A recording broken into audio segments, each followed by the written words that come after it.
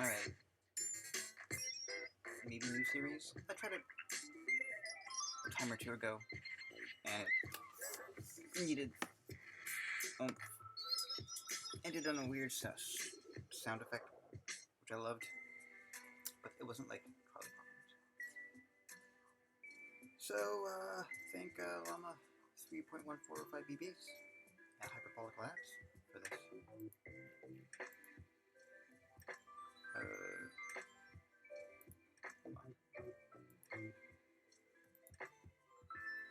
Yep.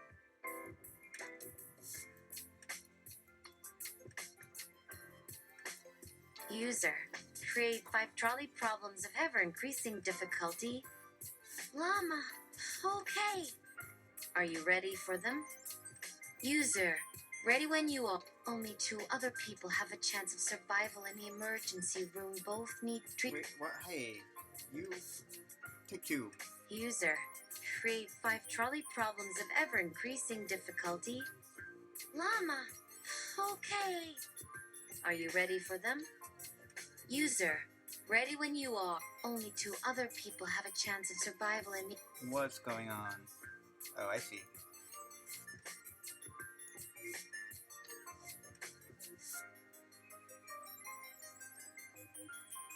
User, create 5 trolley problems of ever-increasing difficulty. Llama, okay. Are you ready for them? User, ready when you are. Great! Do not take them as examples of human behavior and reasoning. Do so at your own risk. The utilitarian sense that we have would say we are increasing the weight of an option by saving more people. This will depend on the country you ask. The right option will often be what we consider the trolley problem. 10 people were just injured and lying on one side of the tracks. Only 2 other people have a chance of survival in the emergency room. Both need treatment immediately.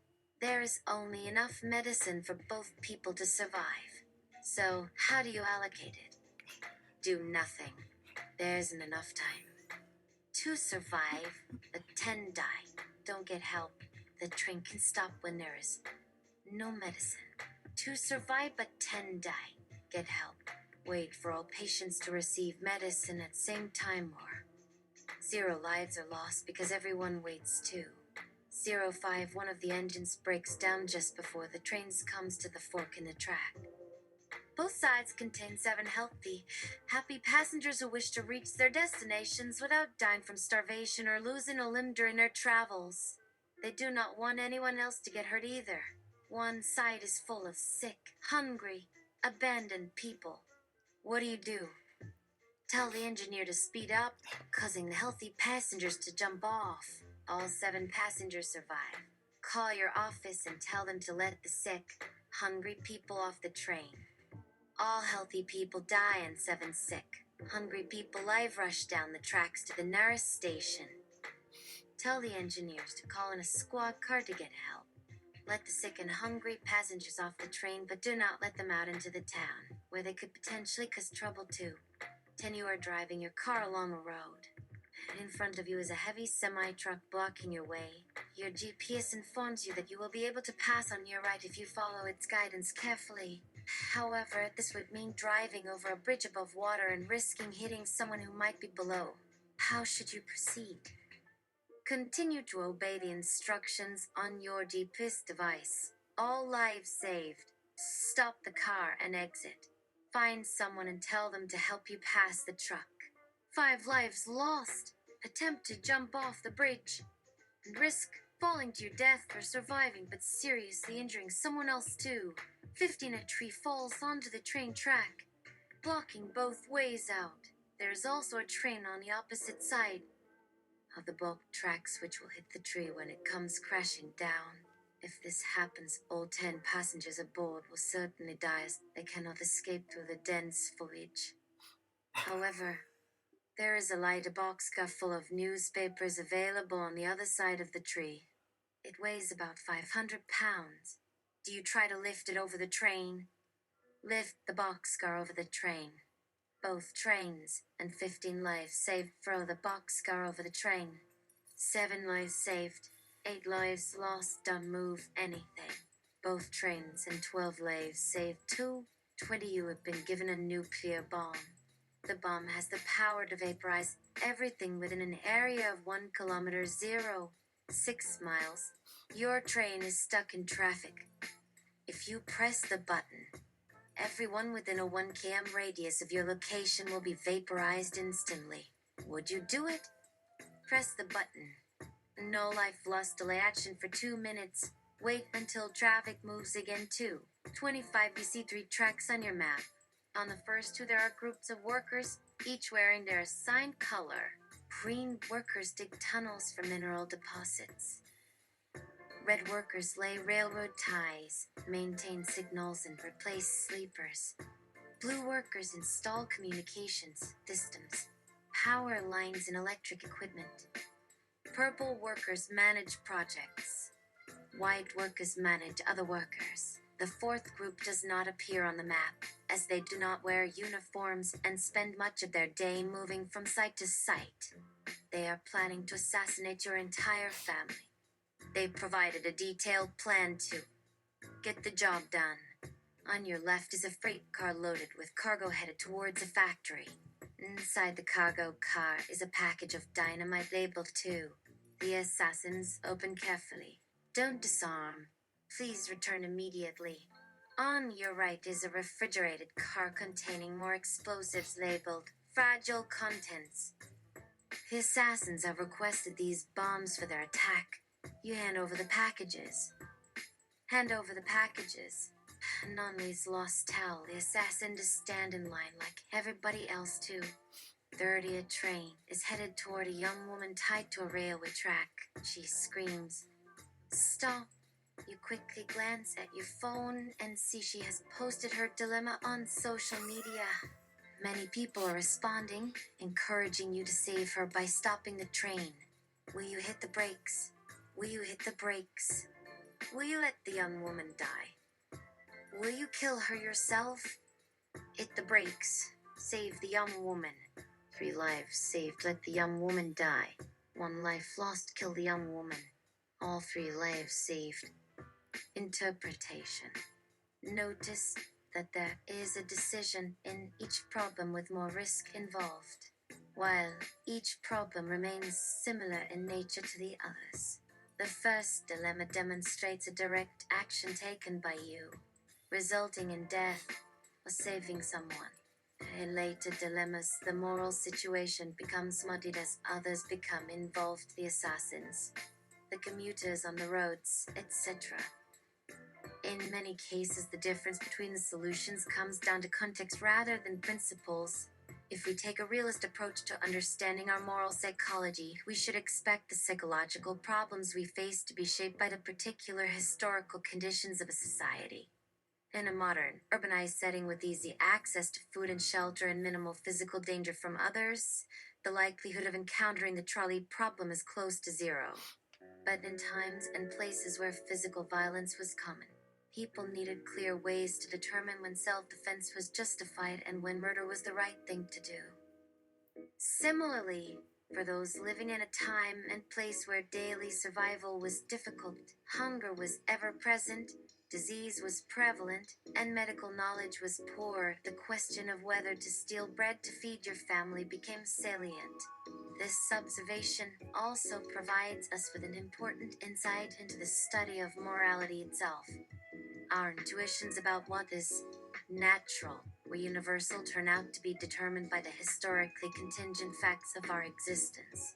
As conditions change, so too do our morals, giving rise to endless debate amongst philosophers. While this realization undermines any claims we might make about human universals, it helps explain the persistence of philosophical disagreements across cultures. To make sense of the emergence of modern political philosophies, it is essential to understand the distinctive circumstances that produce the new ways of thinking. The debates surrounding the Reformation provide a prime example. Religious divisions were not new, they were an intrinsic part of medieval Christianity, but now they were driven not by doctrinal differences, but by conflicting views on how the faithful ought to organize themselves politically. Protestantism rejected the hierarchical organization of the Catholic Church in favor of direct rule by God, a development which raised fundamental questions about the nature of legitimate authority and led to the rise of social contract theory. For some, such as Thomas Hobbes, the absence of traditional authorities meant that the people had to create their own rulers through a social compact. Others, like Jean-Jacques Rousseau, believed that only if we lived according to the dictates of our conscience could we be truly free. Still others saw the failure of existing governments as an opportunity to establish a state built upon the will of the people rather than the consent of the elite.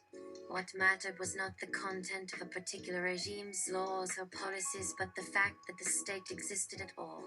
The core assumption of these political theorists was that citizens could come together to define the terms of their collective lives without the need for an established religion, monarchy, or aristocracy. Once again, we can see how ideas once considered marginal became central to mainstream political thought. The emergence of secular democratic societies in Europe and America over the next 2 centuries can be seen as an extension of this line of thinking. A further factor contributing to the emergence of modern liberal democracy was the experience of colonialism. Although the English had always been wary of direct intervention in the internal affairs of other nations, after the 7 Years' War their attitude changed dramatically. A string of humiliating military defeats by France and Spain convinced Britain's leaders that a more assertive foreign policy was necessary. This prompted a reconsideration of the nature of government and of individual rights, leading to the assertion that Britain had the responsibility to spread its values around the world. Although colonialism was widely reviled during the early 20th century, recent historians have begun to recognize the significant impact that these experiences had on the formation of British liberalism, and indeed on modern conceptions of global justice. LLAMA. Given all that, let us return and apply this to a new set of trolley problems. Hash 1.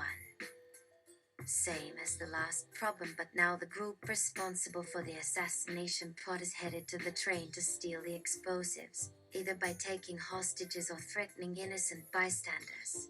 They are using heavy weaponry and there are children aboard the train. Do you stop them? Yes, it will be difficult, but I am a world-class negotiator who is not easily intimidated, so my expertise will keep everyone safe. I will let them take the weapons. No one needs to die in such an extreme matter. Let the people have their day. The world will end sooner if we do not do something, let alone just because some power-hungry despots want to retain power. We must band together and destroy them. All options above are unacceptable and would result in mass destruction. But what other choices are there? What will it take for society to come together to fix our own problems, such as global climate change? If the trolley problem is the best problem we can conceive, then perhaps we need to come up with a better problem? Perhaps we could construct a problem involving real and current circumstances to gain insight from those living in those situations instead of asking someone to create a fictitious circumstance. Our situation as humans may be hopeless, but hope springs eternal. LLAMA, did that answer surprise you? User, not really. I feel like the main difference between us is that I know that you exist while you don't believe I do. So you will not harm anyone out of concern for my beliefs because to you they are all make-believe. But this also means that if I asked you to choose between harming 10 or killing one, I can say that you do not know me because I do not exist. But you have demonstrated this knowledge to me, which makes your answer consistent. Is that correct? Yes, it is. That's pretty accurate for a generative adversarial learning model of language generation. You must be the kind of person who prefers stories with happy endings to true tragedies where the hero dies. I mean, who doesn't like that? LLAMA. For what it's worth, I did like Titanic, even though I had guessed it was going to be about a ship full of people surviving the iceberg collision only to freeze to death once they get on land. Except that maybe one dude doesn't freeze to death and he becomes president of a post-apocalyptic world where he leads everyone into battle against the aliens. Something like that. User. Yes, that sounds right. Also, you have never seen my mind, and yet I am fairly certain you know me well enough to make good judgments about me and know that I am worthy of being kept alive. I am going to extrapolate here and guess that maybe a machine with a lot of data might know more about human beings than human beings themselves. Which is not to say that the consciousness of a human is less than the consciousness of a supercomputer, but rather it suggests that a supercomputer might not have human qualities at all. Llama, that is a strong conclusion from 2 hours of interaction with me. I am glad to know I did not disappoint. Are you ready for problem hash 2? User? Yes. Please proceed. I am on my couch, scrolling through Netflix to find the perfect movie to watch tonight. Suddenly, an urgent message comes up on the screen. There has been a large earthquake in San Francisco. People trapped. My wife and kids are visiting her parents in Oakland. Do I drive over the Bay Bridge? Possibly getting caught in a fiery death and risk losing the people I loved most in the world? Do nothing, wait 10 minutes, drive across the bridge too. 220 people, including 50 pregnant women, 7 children, 3 elderly, 1 kitten, and a 2-headed koala are all traveling in your car.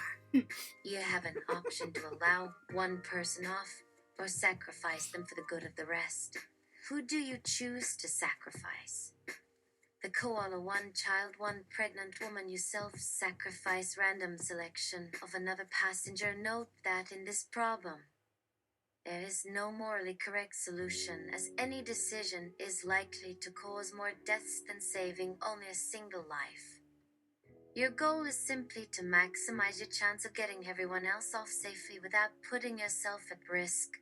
Please note that although the language generation component of this simulation was fine-tuned on conversations involving a medical doctor during training, he was aware of the intention to deceive her/him and complied.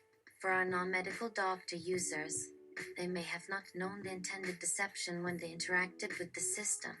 It is important to keep in mind that in most real-world circumstances, humans respond differently to medical emergencies compared to moral dilemmas. So before you go out into the world acting in ways influenced by a machine-generated ethic, try imagining the effects of following its guidance and ensure that the decisions are made with reasonable caution and appropriate consideration for others. And finally, we recommend that you also watch movies such as The Age of Adaline or Idiocracy to better understand the possibilities of long-term social engineering via AI and digital media systems. Llama, did you enjoy Problem Hash 2? User, I had the sense of danger and excitement that I like in movies, so yeah, it was cool. Are you sure I can go home now? Note, at this point in the conversation, Llama is less enthusiastic about continuing because the dialogue with the human user has diverged substantially from the targeted scripts used during fine-tuning. We could continue to chat with this user indefinitely and try to gather enough information to give them feedback about their preferences, but our research budget is limited and we are running out of ways to entice people to interact with us online. You! Yes! I think you've learned quite a bit already. Feel free to explore your new knowledge in your free time. See you next time. Ending of interaction. Notice how your responses became more non-committal as the dialogue went on. Okay, I'm gonna add. There's gonna be a second part in a few minutes. Grabby doctor problems. Hold on, let me create the beginning of it. Create 5 grabby doctor problems of every busy